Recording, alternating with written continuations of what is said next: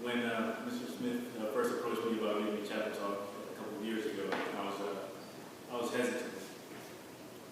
And I dodged him for a couple of years until he recorded me this year.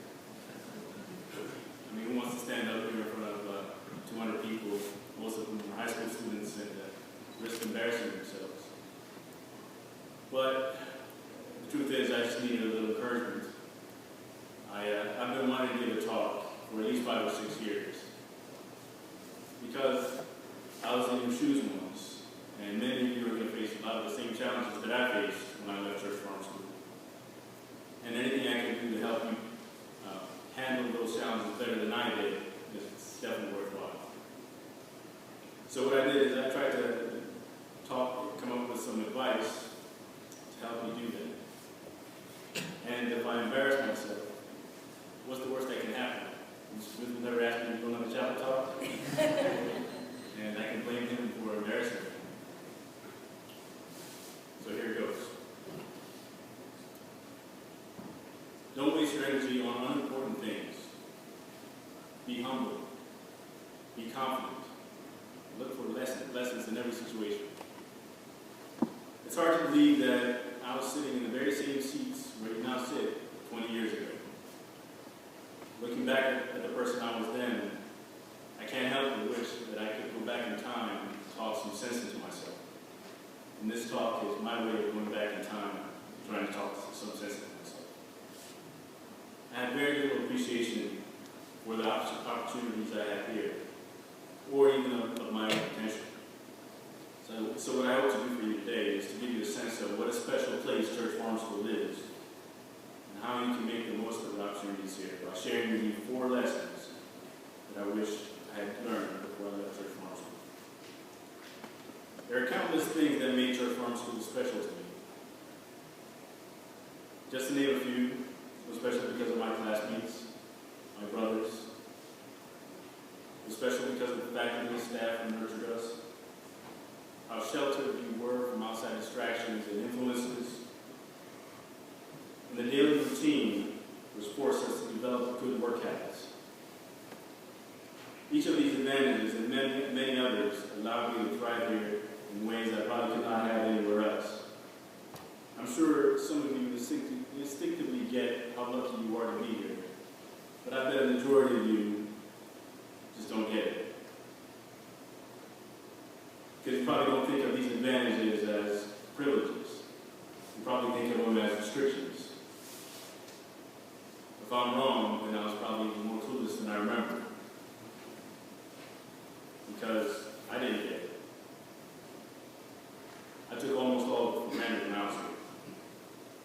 I started here at CFS, as I mentioned, in the fall of 1991 as a 7th grader. Can I see a show of hands for anybody who's been here since 7th grade? So I was in your shoes. My family had arrived in the U.S. in May of that year from Ethiopia, and didn't even have permanent residence when I moved into distant college that September. The first week was one of the hardest weeks I had experienced at Church Farm School. I remember crying over my homework because I was homesick. And I was hoping and wishing that the house parent who was helping me didn't notice, but I'm sure he knew. Mr. Staff, remember Mr. Finn, right? I'm sure he saw the tears wetting my homework papers. But it wasn't long before that feeling of homesickness started to go away. I began to make friends, and soon I realized that I actually liked living here. I liked having my own personal space. Even with a roommate, I had more personal space here at Church Farm School than my sisters did at home. They had to share a room with each other, with my mother, and with me when I was home for the weekends or holidays or the summers. But for most of my 7th and 8th grade years, I felt like an outsider. There were really no deep friendships here, or even friends to go back home to. I think it was a little difficult for me to relate to other students here because not only was I from another country still working to perfect his English, but I didn't have a hometown or a neighborhood to claim. I remember how kids from Philadelphia or New York, how they had kind of a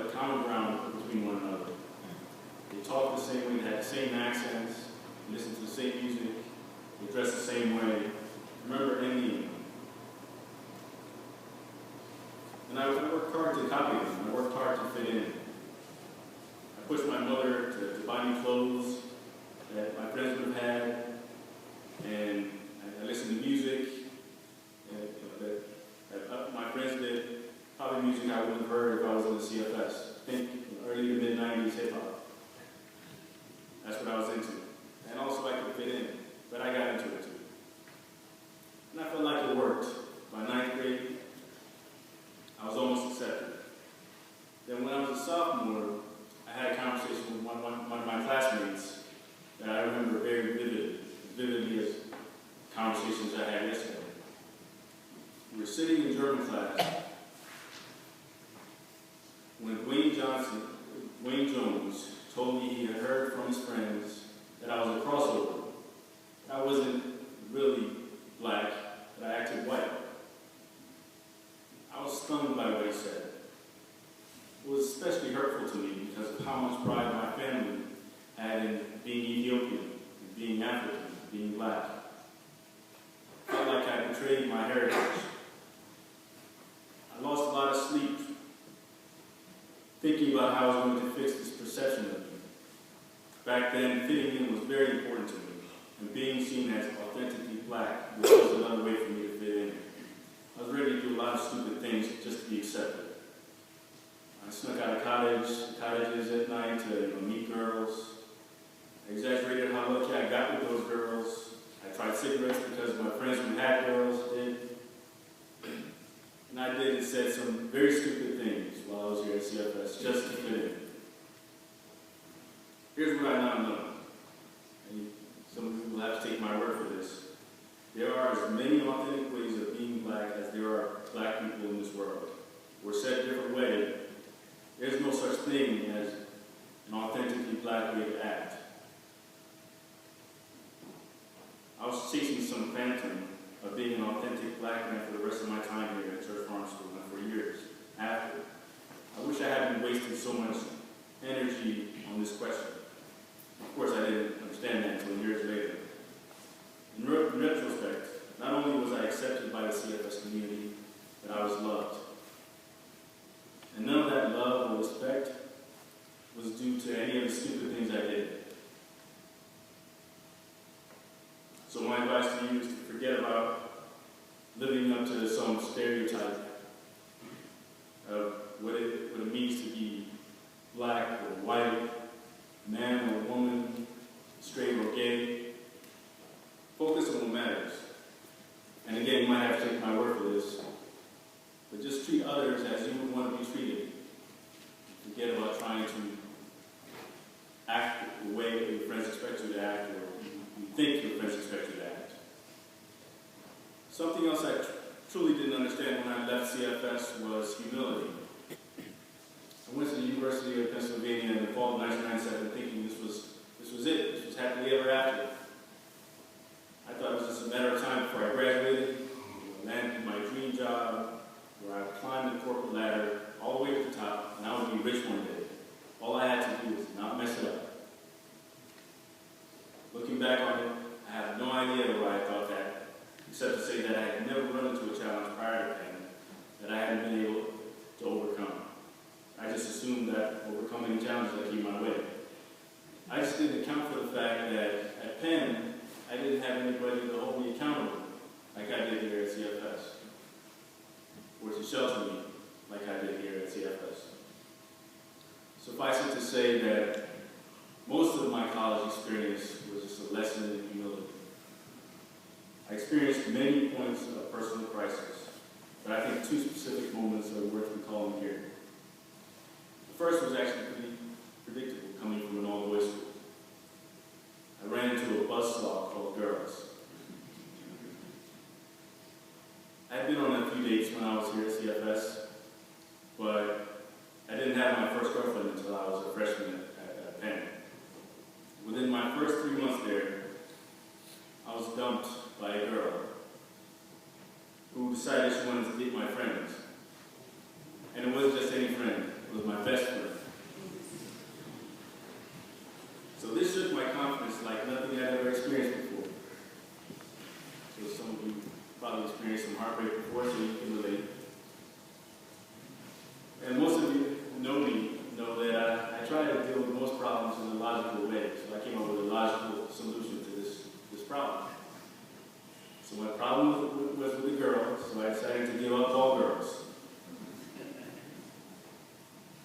decided to dump a girl who loved me so I could be on my own. It was actually pretty simple and effective. And I was satisfied with myself for about 3 months. That's how long it took for me to realize that I was cutting off my nose to spite my face. So I didn't have a girlfriend by choice for the first 3 months, and then not by choice for the next 6 years. The second humbling experience was the rejection of my application to transfer to the Wharton School at Penn. Penn has 4 undergraduate schools: nursing, arts and sciences, engineering, and the Wharton School, which is a business school. So this crisis was kind of a slow-moving crash.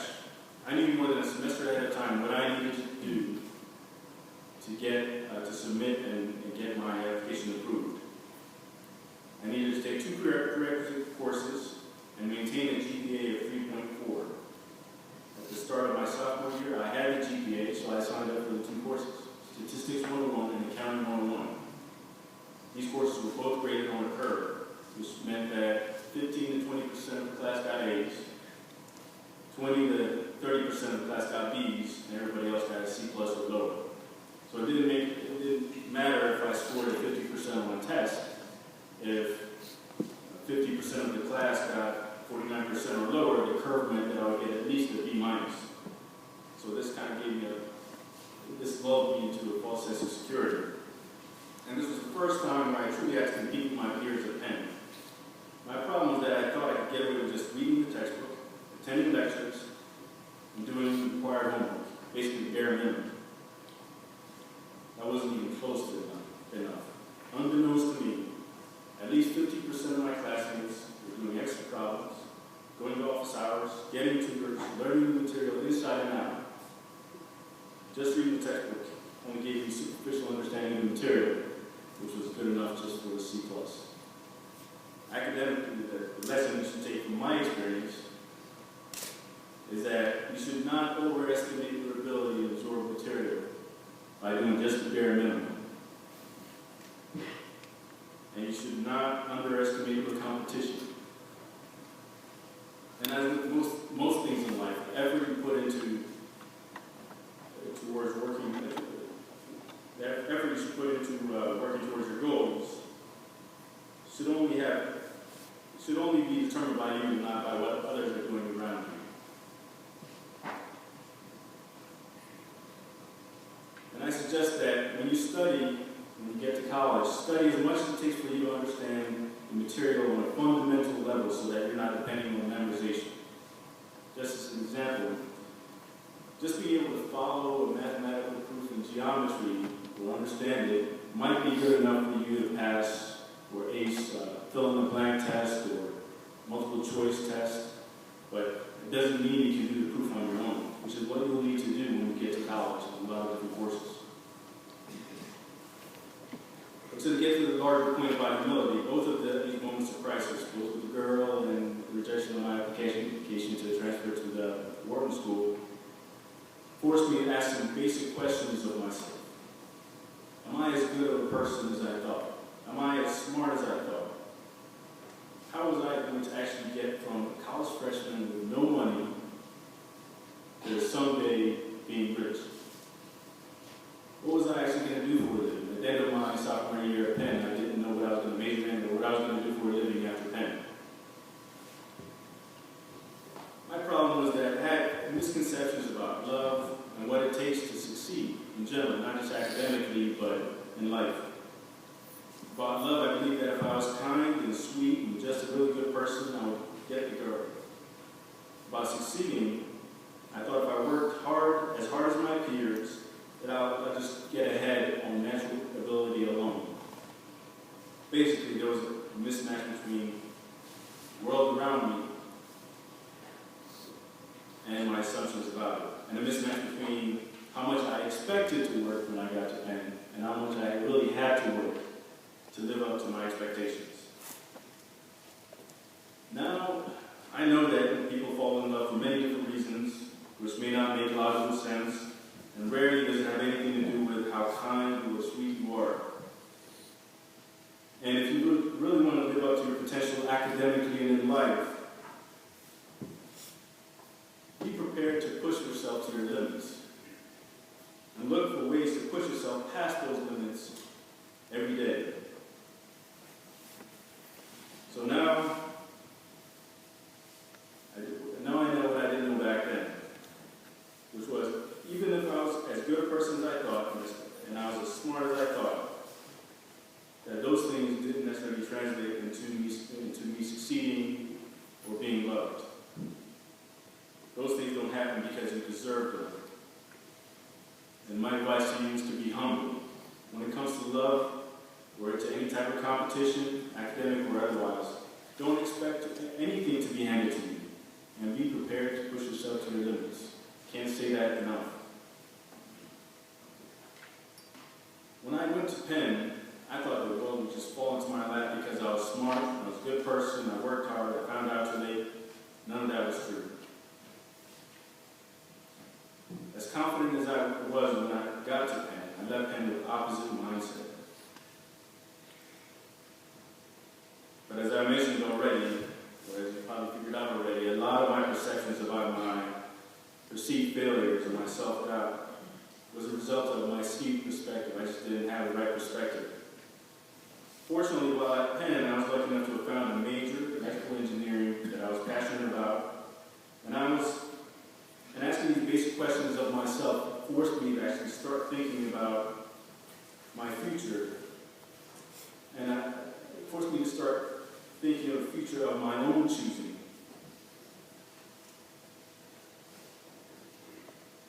So as a senior, I started to think out of the box about what to do next.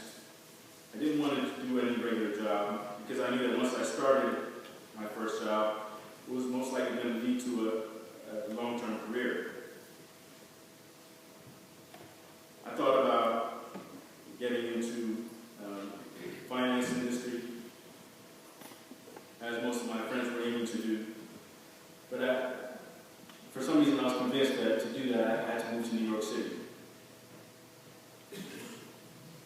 I didn't want to become an electrical engineer yet because I thought it would be boring and it would not be financially rewarding. That's when I seriously began to consider the military. By the way, none of my thoughts about finance or engineering were close to accurate. My conclusions were all based on second-hand knowledge and speculation. So here's another piece of advice. Talk to people. Ask your teachers, your parents, your professors, and other adults in your life about your plans and aspirations, and listen to their advice about how to achieve your goals. If they don't know, they'll put you in touch with other people who do. A lot of people love you and want to see you succeed, and make sure that you seek out their help. Getting back to my story, I joined the Army to give myself more time to figure out how I was going to start a career in engineering or IT. I also thought joining the Army gave me a way to truly earn my citizenship. As I mentioned, I'm an immigrant from Ethiopia. In the end, the Army gave me those things, but also gave me my confidence back by giving me a new perspective, and also by teaching me how to move on from my failures. It turns out there's nothing like facing a life or death situation to give you a proper perspective. One of the first times I faced a life and death situation was when I was in Air Force School. I had completed basic training, I had completed advanced initial training, and before I was shipped off to my final permanent duty station in Hawaii, I was sent to Fort Benning, Georgia for Airborne School. Airborne School is a 3-week course where soldiers train to parachute out of planes.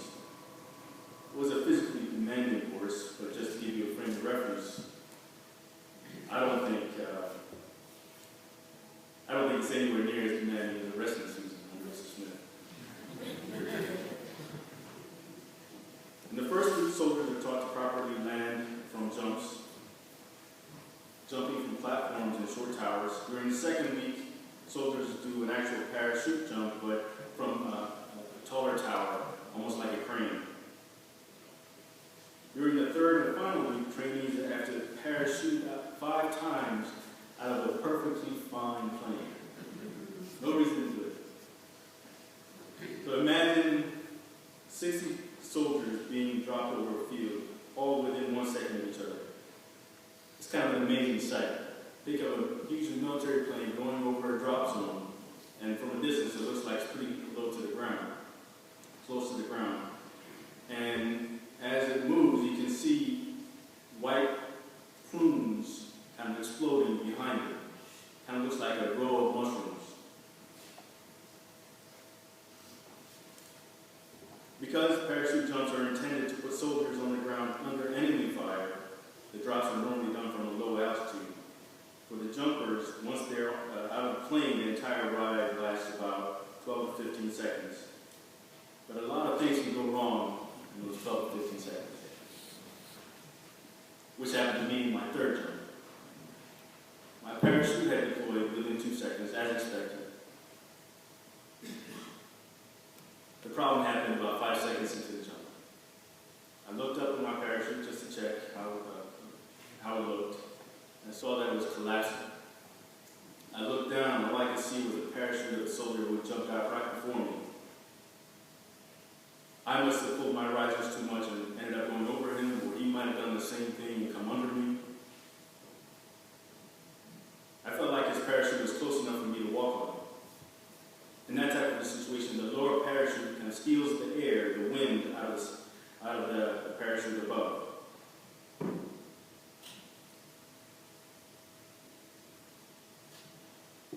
And I knew what I had to do in that type of situation.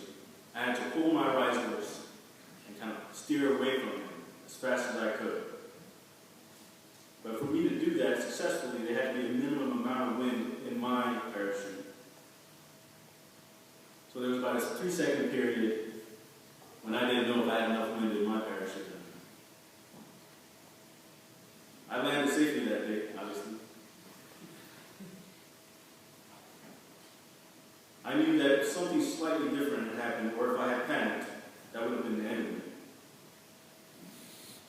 After I landed, I felt silly for caring so much about all the mundane things of life, or all the perceived failures that I had at Penn. In the larger scheme of things, none of that stuff was as important as being alive. Another lesson I brought from the same event is how important it is not to get hung up on past failures. It didn't matter that the soldier who was stealing my air did it by mistake or intentionally, or if it was his failure or mine. I had to choose in the moment whether to lash out at him for his carelessness, or to start figuring out how I was going to survive. If I had become angry and started berating him in midair, I might have felt better for a split second, but that would have wasted the precious seconds I had to find a way to survive. The better way to deal with mistakes and failures, and this is true of all failures in my experience, is to shake them off, find a way to survive and to recover. I think acknowledging failures, especially to yourself, is important. But I think it's much more important to move past them. Dwelling on your failures will not improve your life, nor will it improve the lives of others. In fact, it might make your life worse. It might put you on a downward spiral. The only thing that offers the possibility of redemption is learning lessons from your failures, setting new goals, and figuring out the next step to get to your goals, and taking that step. I find a couple of the stories that I shared with you this morning a little embarrassing, especially the one about the barrel. But I'm sharing them with you for 2 important reasons. One, because I hope I can save you some embarrassment in your own lives. And 2, because some of you are probably wise enough to learn some of the lessons I shared with you without having to go through some personal moment of crisis like I did. I did it the hard way. I got as far as I did. Just on instinct, stubbornness, refusing to quit, generosity of places and people, generosity of places like CFS, and sheer luck. You'll need a lot of luck in life too, but make it easy on yourself and follow my advice. 1, be humble. Treat others as you want to be treated and understand that you don't know everything. Question your assumptions about the world once in a while, and don't assume your way of doing things is the best way to achieve your goals. If the world turns out to work a different way, or if things don't see the world a little differently and be willing to work differently as well. Be confident. And I don't mean the same type of confidence that I had when I went to Penn, where I thought that I deserved it and the world was going to shower me with all these successes. I mean the kind of confidence that comes with knowing that when you fail, that you will be able to recover. I promise you, you will have failures. And whether you recover and how long you take to recover will depend, at least in part, on your faith that you will recover. My advice to you is to make a life decision now. That when you get knocked down in life, that you will get up. It will happen. You will get knocked down. Third, don't waste your energy on unimportant stuff. Find out what's important to you, to your family, to your community. Just focus your energy on those things. And last, I'd say look for lessons in every situation and be open to advice. The more you're open to other people's perspectives, can empathize with their experiences, the more you can pick up lessons from them, both from their successes and failures. Hopefully that will save you from having to go through the pain of some personal moments of crisis like I did. Thank you for listening.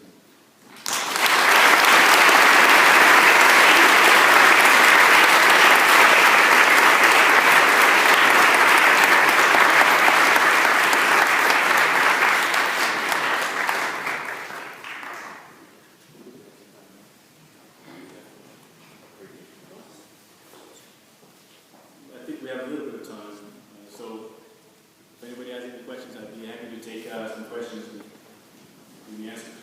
So I have a question. Did I embarrass you? It's not, but let's see if I can do that. No, I actually have a question. Wrestling career. What place did you get in the States? I got second place here. Had you ever wrestled before? I'd never wrestled before I was ninth grade. Do you remember your favorite move? Of course, the shrug. Yeah, shrug, slide leg. That says a lot about you. Never wrestled, never gave up, second in states, one move. I'm very proud of you.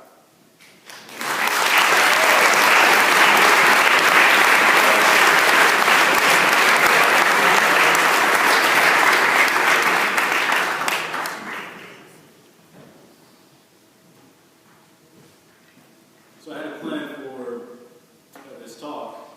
If I froze up, I came up with a plan on how I was going to get out of it. I was either going to throw it over to Mr. Smith or to my classmate, Steve Loney. He's sitting in the back there.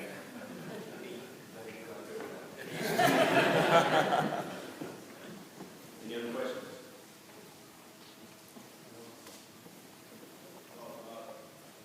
Go ahead. I just wanted to know, you said you began listening to a lot of American music during your time at Addis. I just wanted to know what your favorite song was at the time.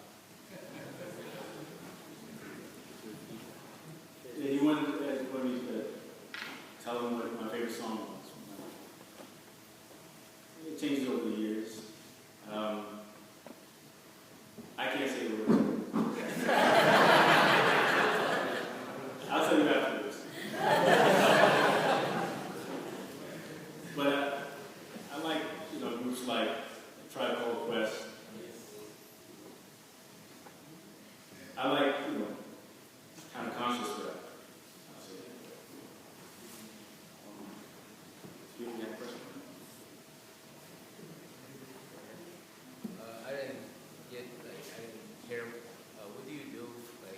What do I do now? I work in cybersecurity. I work for a bank securing their networks and computer systems.